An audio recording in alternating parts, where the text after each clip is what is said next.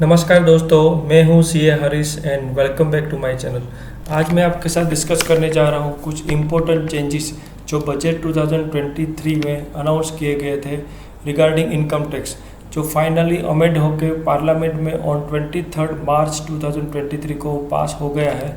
तो उसमें क्या क्या अमेंडमेंट प्रपोज किए गए हैं जो इफ़ेक्टिव हो रहे अप्रैल 2023 से। तो ये कुछ चेंजेस है वो आपके डेली इनकम टैक्स लाइफ में या आपके डेली रूटीन जो है उसमें काफ़ी अफेक्ट कर सकते हैं। तो क्या क्या चेंजेस है मैं आगे डिस्कस करने वाला हूँ। तो यहाँ पे मैंने प्रेजेंट टेबुलर फॉर्म में प्रेजेंट कर दिया है और प्रेजेंट सिचुएशन क्या है और न्यू अमेंडमेंट क्या है दोनों को यहाँ पे एक्सप्लेन कर रहा हूँ। फर्स्ट है कैपिटल गेन टैक्स ऑन डेप्ट म्यूचुअल फंड। डेप्ट म्यूचुअल फंड किसको बोलेंगे? डेप्ट म्यूचुअल फंड मतलब वो म्यूचुअल फंड जो गवर्नमेंट सिक्योरिटीज़ या कॉरपोरेट बॉन्ड में इन्वेस्ट करते हैं।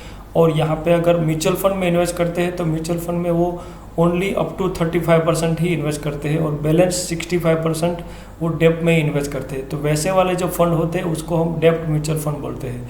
और डेप्ट म्यूचुअल फंड में जो अभी प्रेजेंट सिचुएशन है, अगर उसमें शॉर्ट टर्म कैपिटल गेन होता है, विद इन 1 ईयर में आप अगर सेल कर देते हो तो उसको शॉर्ट टर्म कैपिटल गेन बोलते हैं। और उसमें नॉर्मल अभी जो नॉर्मल इनकम टैक्स का जो आपको एप्लीकेबल स्लैब रेट रहेगा वो हिसाब से टैक्सेबल होता है, जैसे 20%, 30% या 10%, जो भी आपका स्लैब है वो हिसाब से short term capital gain taxable होता है। और लॉन्ग टर्म कैपिटल गेन है वहाँ पे 20% इन टैक्स भरना पड़ता है और after giving the benefit of indexation. तो इंडेक्सेशन का बेनिफिट यहाँ पे अभी अवेलेबल है।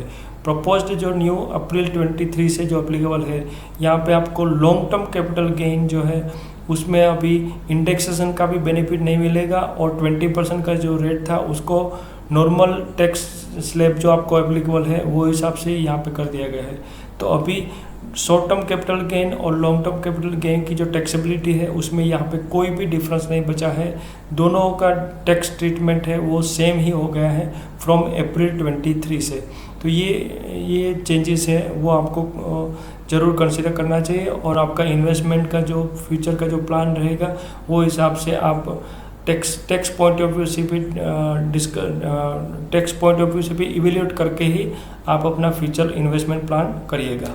नेक्स्ट जो सेकंड नंबर का चेंजेस है वो है न्यू टैक्स रिजिम। अभी करंट जो अगर आपको न्यू टैक्स रिजिम में जाना है तो आपको न्यू टैक्स रिजिम चूज़ करना पड़ता है और उसके बाद ही न्यू रिजिम में टैक्स पे कर सकते हो। बाय डिफ़ॉल्ट जो अभी प्रेजेंट है वो ओल्ड टैक्स रिजिम है, मगर गोइंग फॉरवर्ड अप्रैल 23 से बाय डिफ़ॉल्ट आपका new tax regime he by default tax regime हो जाएगा। अगर आपको जब रिटर्न फाइल करोगे तो रिटर्न फाइल करने के टाइम पे अगर आप ओल्ड टैक्स रिजिम के हिसाब से ही रिटर्न फाइल करना चाहते हो तो उस टाइम पे आपको वो ओल्ड टैक्स रिजिम पहले चूज़ करना पड़ेगा और फिर आप फाइल कर पाओगे। और न्यू टैक्स रिजिम है उसको आपको पता होगा कि अप टू 7 लाख कुछ भी नील टैक्स रहता है। तो 7 लाख और 7 लाख से कम जो इनकम है टैक्सेबल इनकम वो इंडिविजुअल्स एसएससी को काफ़ी हेल्पफुल रहेगा और उनको कुछ भी टैक्स नहीं लगेगा। और स्पेसिफिकली सैलरीड एम्प्लॉयड होता है उनको 50,000 का डिडक्शन भी मिलता है, स्टैंडर्ड डिडक्शन। तो यहाँ पे 7,50,000 तक की जो इनकम होगी तो उसके ऊपर 0 टैक्स लगेगा और वो आसानी से न्यू टैक्स रिजिम को एडॉप्ट करके अपना टैक्स सेव कर सकते हैं।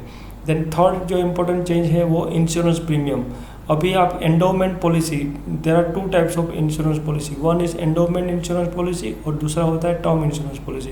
एंडोमेंट पॉलिसी उसको बोलेंगे जहाँ पे मैच्योरिटी पे आपको फाइनल वैल्यू मिलता है और कुछ कैपिटल गेन के साथ मैच्योरिटी वैल्यू भी मिलता है। तो अगर आपको अभी आप मैच्योरिटी वैल्यू जो आपको मिलेगा उसके ऊपर कोई भी टैक्स नहीं मिलता है, कोई भी टैक्स नहीं लगता है और फुल्ली एग्जम्प्ट है। मगर गोइंग फॉर अप्रैल 23 से अगर आपकी जो एंडोमेंट पॉलिसीज़ है एक्सक्लूडिंग यूलिप पॉलिसी, इसमें यूलिप पॉलिसी को कंसिडर नहीं करेंगे, एंडोमेंट पॉलिसी में अगर आप टोटलिटी में 5 लाख और उससे ज़्यादा का प्रीमियम पे कर रहे हो, ईयरली प्रीमियम मतलब 3, 4, 5 जितनी भी पॉलिसी है उसका टोटल 5 लाख से ज़्यादा प्रीमियम पे करोगे तो मैच्योरिटी वैल्यू जो रहेगी वो मैच्योरिटी वैल्यू टैक्सेबल हो जाएगी और वो उसके ऊपर जो भी एप्लीकेबल स्लैब रेट के हिसाब से आपको टैक्स भरना पड़ सकता है। मगर यहाँ पे अगर डेथ के केस में अगर ये एंडोमेंट पॉलिसी में मैच्योरिटी वैल्यू मिलता है तो कोई भी टैक्स देने की ज़रूरत नहीं पड़ती है उनके लीगल हेयर को। और यूलिप पॉलिसी है, यहाँ पे उसका जो लिमिट है वो 2,50,000 है, क्योंकि यूलिप में आप इन्वेस्ट करोगे और यूलिप की जो प्रीमियम है वो 2,50,000 से ज़्यादा आप प्रीमियम पे करते हो ईयरली, और यहाँ पे आपको उसके बाद फिर मैच्योरिटी वैल्यू जब मिलती है वो फुल्ली टैक्सेबल होती है यूलिप के केस में, अगर आपके 2,50,000 से ज़्यादा प्रीमियम पे कर रहे हो तो। देन फोर्थ जो पॉइंट है वो है सीनियर सिटीजन के लिए। अभी आपको पता होगा कि सीनियर सिटीजन सेविंग स्कीम है, उसमें अभी इन्वेस्टमेंट की मैक्सिमम लिमिट 15 लाख थी, जिसको बढ़ा के अभी 30 लाख कर दिया गया था। मगर आपको पता होगा कि यहाँ पे सीनियर सिटीजन के लिए 2 स्कीम चल रही थी अभी तक, मार्च 23 तक। वो एक थी ये सीनियर सिटीजन सेविंग स्कीम, और दूसरी जो स्कीम थी उसमें भी 15 लाख आप इन्वेस्ट कर सकते हो, उसका नाम था प्रधानमंत्री वय वंदना योजना। मगर ये प्रधानमंत्री वय वंदना योजना है उसको अभी रिमूव कर दिया गया है, डिसकंटिन्यू कर दिया गया है, और पूरा का पूरा जब 15 लाख प्लस 15 लाख 30 लाख आप सीनियर सिटीजन सेविंग स्कीम में इन्वेस्ट कर पाओगे, और ये काफ़ी सीनियर सिटीजन्स है उनको हेल्पफुल रह सकता है, क्योंकि ये प्रधानमंत्री PMVVY जो स्कीम है यहाँ पे इंटरेस्ट रेट भी कम था compare to senior citizen saving scheme, क्योंकि सीनियर सिटीजन सेविंग स्कीम में मोर देन अभी करंट जो इंटरेस्ट रेट है वो अराउंड 8.2% है, उसके कंपैरिजन में PMVVY में इंटरेस्ट रेट है वो 7.5% ही है। तो उसको कंपैरिजन करते हुए ये बेटर अपॉर्चुनिटी है। तो सीनियर सिटीजन्स को अगर 30 लाख तक इन्वेस्ट करके मैक्सिमम इंटरेस्ट अर्न करना है तो डेफिनेटली कर पाएंगे फ्रॉम अप्रैल 23 से, और PMVV जो है वो उसको स्कीम को पूरा ही रिमूव कर दिया गया है। देन फिफ्थ चेंज है वो capital gain tax on residential property. अभी अगर आप रेसिडेंशियल प्रॉपर्टी बेच रहे हो और सेम जो प्रॉपर्टी है दूसरा रेसिडेंशियल प्रॉपर्टी आप परचेस कर लेते हो तो उसके ऊपर आपको 0 टैक्स लगता है। मगर गोइंग फॉरवर्ड अप्रैल 23 ऑनवर्ड अगर आपका रेसिडेंशियल जो कैपिटल गेन होता है वो कैपिटल गेन 10 करोड़ से ज़्यादा होगा तो ऊपर की जो वैल्यू होगी उसके ऊपर आपको लॉन्ग टर्म कैपिटल गेन का टैक्स भरना पड़ सकता है on the taxable capital gain in excess of 10 crore. तो ये हाई इनकम या हाई कैपिटल गेन अर्नर जो टैक्स पेयर होते हैं उनको ये अफेक्ट कर सकता है, और जो 10 करोड़ से भी ज़्यादा अगर कैपिटल गेन होता है तो वो फुल्ली चार्जेबल होगा, और उसके ऊपर जो लॉन्ग टर्म कैपिटल गेन का जो रेट है 20% वो हिसाब से यहाँ पे टैक्स की लायबिलिटी अभी आ जाएगी फ्रॉम अप्रैल 23 से। देन सिक्स्थ बेनिफिट है वो है tax on leave encashment benefit. Leave encashment मतलब कि एम्प्लॉइज़ जो लीव सेव करते हैं या जो लीव जो बैलेंस होता है उनको जो अवेल नहीं करते हैं, अगर during the tenure of the services मतलब सर्विस के दौरान ही अगर उनको वो पैसा मिल जाता है, लीव का जो मनी होता है वो उनको अगर मिल जाता है तो फुल्ली टैक्सेबल होता है। मगर इन केस ऑफ रिटायरमेंट और रेजिग्नेशंस उस केस में अभी जो करंट है अप टू 3 लाख का लीव का पैसा मिला है आपको during the tenure of your life, total life span का जो टेन्योर है उसमें अगर आपको 3 लाख या 3 लाख से कम अगर आपको लीव एनकैशमेंट का पैसा मिला है और वो भी नॉन गवर्नमेंटल एम्प्लॉयज़ के लिए ये एप्लीकेबल है तो आपको कुछ भी टैक्स नहीं लगता था, वो अभी तक का प्रोविज़न था। मगर गोइंग फॉरवर्ड अप्रैल 23 ऑनवर्ड जो लिमिट थी वो 3 लाख की लिमिट अभी 25 लाख कर दी गई है फॉर नॉन गवर्नमेंटल एम्प्लॉयज़।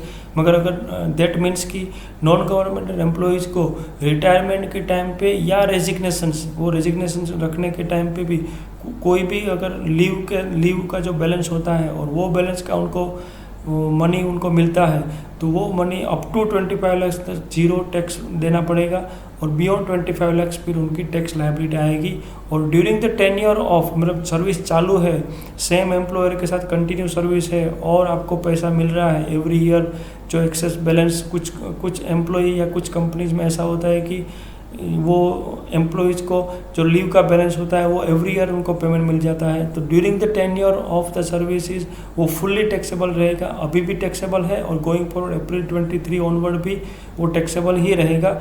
मगर यहाँ पे लिमिट जो थी वो 3 लाख की लिमिट जो थी उसको 25 लाख कर दी गई है। तो ये लीव एनकैशमेंट का भी अच्छा एक डेवलपमेंट है, यहाँ पे एप्लीकेबल कर दिया गया है फ्रॉम अप्रैल 23 ऑनवर्ड्स।